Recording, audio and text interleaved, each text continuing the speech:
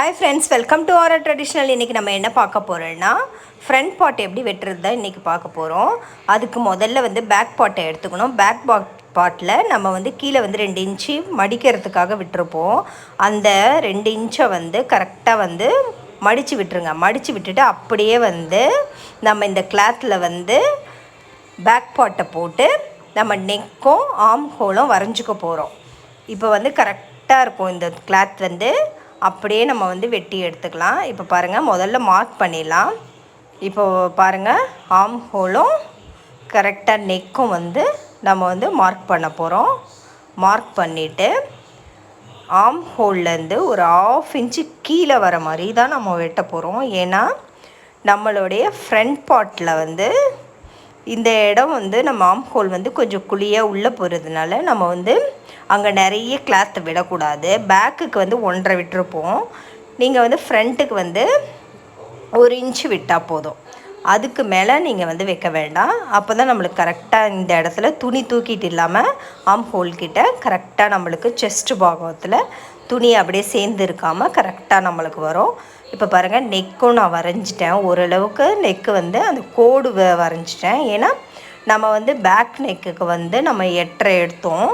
இப்போ இதுக்கு நம்ம என்ன எடுக்க போகிறோன்னா, ஃப்ரண்ட்டுக்கு நம்ம கம்மியாக தான் எடுக்க போகிறோம். ஏன்னா ரொம்ப 8, 9 எடுத்தோன்னா ரொம்ப கீழே இறங்கிடும். செஸ்ட்டு ரொம்ப லோவாகிடும். அதனால் நம்ம என்ன செய்கிறோன்னா, நெக்கை நம்ம 5.5, 6 அதுக்குள்ளே எடுத்துக்கிட்டால் போதும். கொஞ்சம் வேணால் கொஞ்சம் லோவாக போடுறவங்க வேணால் ஒரு 6.5 அப்படி எடுத்துக்கலாம். அப்போ தான் தைச்சி வரும்போது அது ஒரு 7ன்னு வரும்.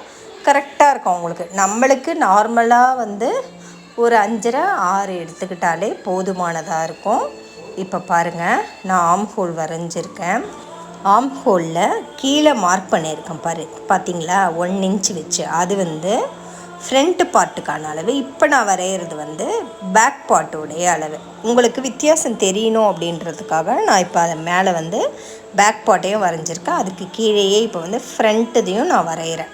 ஃப்ரண்ட்டு ஒரு 1/2 இன்ச்சு கீழே வரும் ஆர்ம் ஹோல், அந்த வளைவு. அப்போ தான் கரெக்டாக நம்மளுக்கு ஆர்ம் ஹோல் துணியெலாம் லூஸ் ஆகாமல் கரெக்டாக அப்படி உட்காரும்போது நம்மளுக்கு இந்த நெக் பாகத்துலேயோ இந்த செஸ்ட்டுக்கிட்டேயோ துணி தூக்கிட்டு இல்லாமல் கரெக்டாக நம்மளுக்கு வரும். அதுக்காக ஒரு 1/2 இன்ச்சு கம்மியாக தான் நம்ம கீழே மார்க் பண்ணணும். அந்த மார்க்கில் தான் நம்ம கட் பண்ணணும். இப்போ பாருங்கள், நெக்கு நான் ஒரு லைனாக போட்டுக்கிறேன்.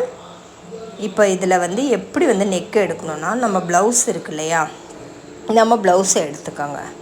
அதில் நெக்கு நம்ம ஊக்கு பட்டி வருது இல்லையா, அந்த பக்கத்தில் இருக்க நெக்கை தான் நம்ம எடுக்கணும். நம்ம அந்த பக்கம் ஐப்பட்டி வர பக்கத்தை எடுக்கக்கூடாது. ஏன்னா மெஷர்மெண்ட் கொஞ்சம் கரெக்டாக வரணுன்னா நம்ம ஐப்பட்டியில் தான் நம்ம எடுக்கணும். பாருங்கள், ஊக்குப்பட்டியில் தான் எடுக்கணும். சாரி. இப்போ பாருங்கள், ஊக்குப்பட்டிக்கிட்ட எடுத்தாச்சு. ஷோல்டர்லேருந்து அப்படியே வச்சு நல்ல நெக்கை இழுத்து விட்டு மார்க் பண்ணிங்கன்னா 6 வருது.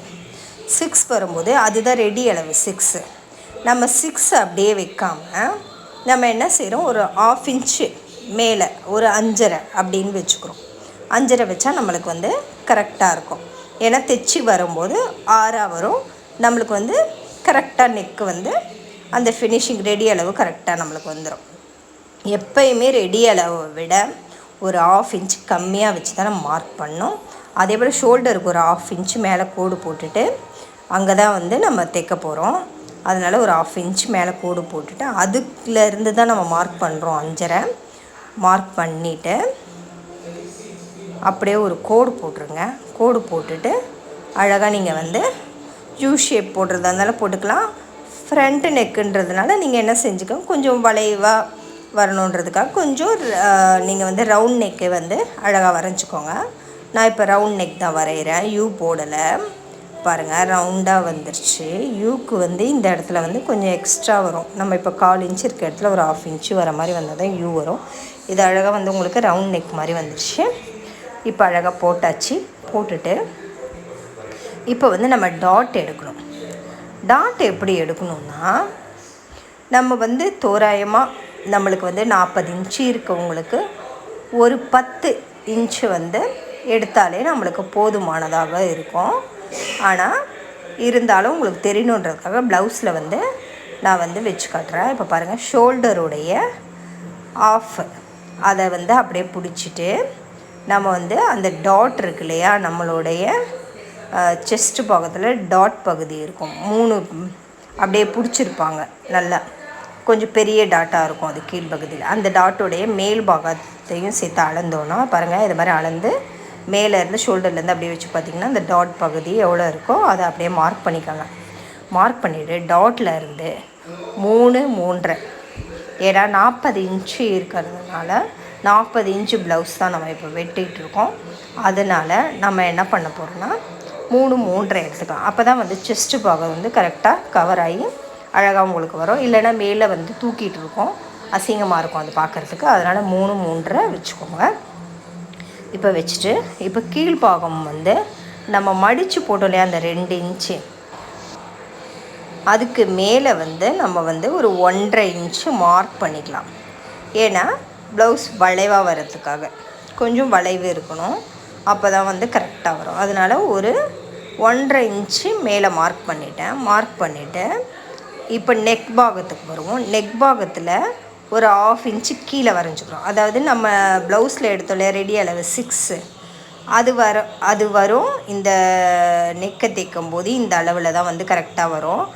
அதனால் அந்த ஒரு 1/2 இன்ச்சை நம்ம போட்டுக்கலாம். போட்டுட்டு அதுக்கப்புறமா வந்து நம்ம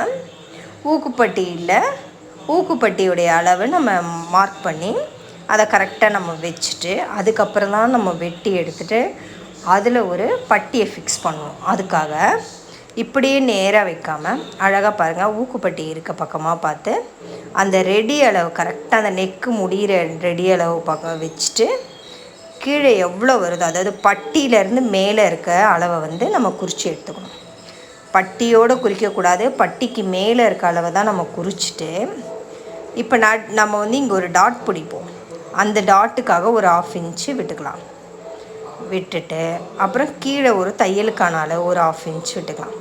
மொத்தம் ஒரு 1 இன்ச்சு நம்ம மார்க் பண்ணதுலேருந்து ஒரு 1 இன்ச்சு கீழே போட்டுட்டு அங்கேருந்து நம்ம வந்து அழகாக வளைவு கொடுத்தோன்னா சூப்பராக வந்து நம்மளுக்கு ஃப்ரண்ட் பார்ட் ரெடி ஆகிடும். இப்போ என்னென்னா நம்ம இங்கே வந்து ஒரு 3.5 எடுத்தோம் இல்லையா, அந்த கீழ் பாகத்தில் இருந்து நம்ம வந்து ஒரு 1.5 இன்ச்சு மார்க் பண்ணிவிட்டு அதே போல் அந்த பக்கத்துலேயும் அடுத்த பக்கத்துலேயும் ஒரு 1.5 இன்ச்சு மார்க் பண்ணிக்கிறோம். மார்க் பண்ணிவிட்டு அப்படியே நீட்டாக கோடு போட்டுடலாம். அதை வந்து அழகாக ஜாயின் பண்ணிடலாம். ஜாயின் பண்ணிங்கன்னா உங்களுக்கு முக்கோணம் ஷேப்பில் வரும் இந்த டாட்டு. இந்த டாட் தான் பெரிய டாட்டு. இதை தான் நம்ம பிடிக்கும்போது தான் செஸ்டோடைய அந்த ஷேப் வந்து நம்மளுக்கு கரெக்டாக வந்து உட்காரும் உங்களுக்கு. இப்போ பாருங்கள், நான் மார்க் பண்ணிக்கிறேன்.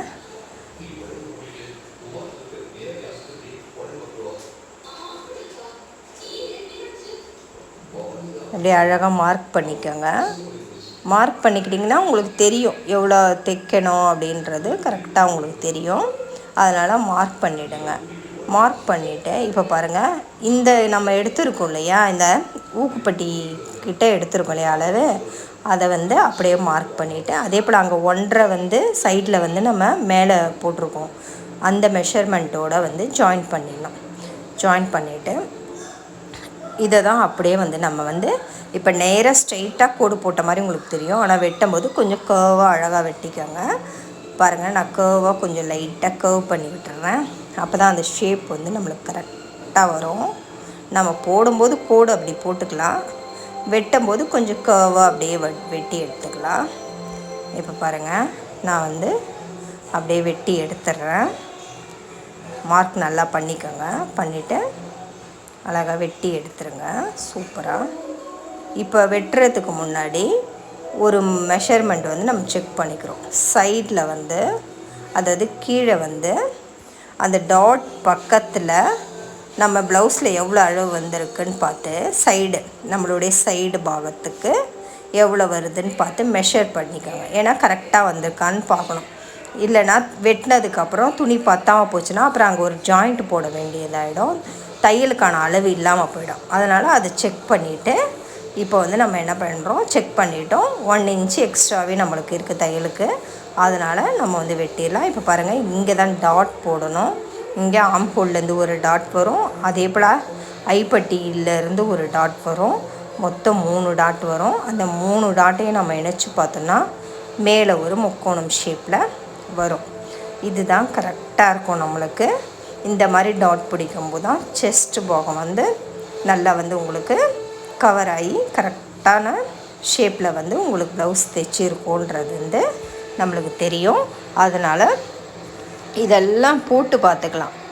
இது ஃபஸ்ட்டு வெட்டுறவங்களுக்காக நான் போட்டு காட்டுறேன். இப்போ பாருங்கள், நம்ம அப்படியே வெட்டி எடுத்துக்கலாம்.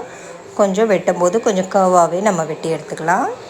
நம்ம வெட்டும்போது பாருங்கள், அந்த மார்க்கு பக்கத்தில் 1 இன்ச்சு நம்மளுக்கு எக்ஸ்ட்ராவே இருக்குது. அது தையலுக்கான அளவு. அதில் தான் நம்ம வந்து ஒரு 3 கோடு போட்டு அழகாக தையல் போட போகிறோம். ஏன் அந்த 3 தையல்னால், நம்ம வந்து துணி லூஸ் ஆனாலோ இல்லை டைட் ஆனாலோ அட்ஜஸ்ட் பண்ணுறதுக்காக அந்த 1 இன்ச் நம்ம எப்போவுமே சைடில் விட்டு தான் நம்ம தைக்கணும். ஏன்னா அதுதான் அட்ஜஸ்ட் பண்ணுறதுக்கான அளவு, அட்ஜஸ்ட் பண்ணுறதுக்கான இடம் அது. அதனால் அதை அப்படியே விட்டுட்டு இப்போ பாருங்கள், ஆம் ஹோல் வெட்டுறேன்.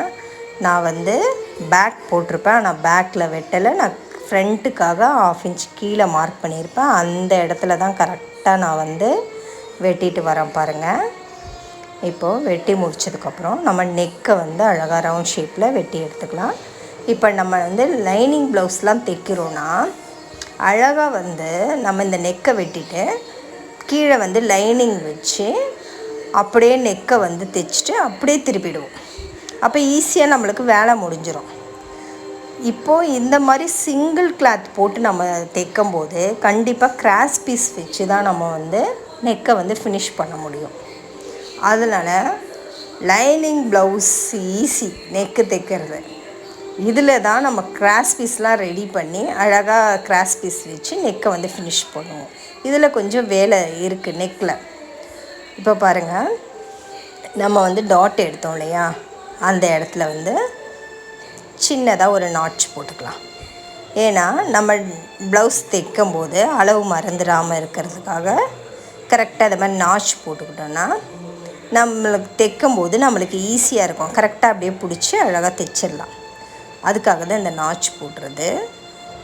இது பாருங்கள், ஒவ்வொரு டாட்லேயும் போட்டுக்கலாம். நான் இப்போ கீழே மட்டும் போட்டு காட்டுறேன் உங்களுக்கு. அவ்வளோதான் ஃப்ரெண்ட்ஸ். அந்த இடத்துல ஒரு டாட்டு இந்த ஆம் ஹோலில், அதே போல் இந்த ஊக்குப்பட்டி வர இடத்துல ஒரு டாட் வரும். மொத்தம் 3 டாட் வரும். 3 டாட்டும் கரெக்டாக நம்ம தைச்சாதான் நம்மளுக்கு வந்து ஃப்ரண்ட்டு வந்து ஃபினிஷிங் வந்து கரெக்டாக நம்மளுக்கு கிடைக்கும். அவ்வளோதான் ஃப்ரெண்ட்ஸ், ஃப்ரண்ட்டு வந்து நம்ம வந்து கட் பண்ணியாச்சு. ஈஸியாக கற்றுக்கிட்டோன்னா நம்மளுக்கு எல்லாமே வந்து சுலபமாக முடியும். நம்ம வந்து ஈஸி மெத்தட்லேயே நம்ம போவோம். ரொம்ப கஷ்டமான மெத்தடில் நம்ம போக வேணாம். ஃபஸ்ட்டு ஸ்டார்டிங் இருக்கும்போது நம்ம வந்து மெஷர்மெண்ட் இல்லாமல் ப்ளவுஸை போட்டே கட் பண்ணுவோம். நல்லா கற்றுக்கிட்டதுக்கப்புறம் நம்ம வந்து மெஷர்மெண்ட் போட்டு கட் பண்ணலாம்.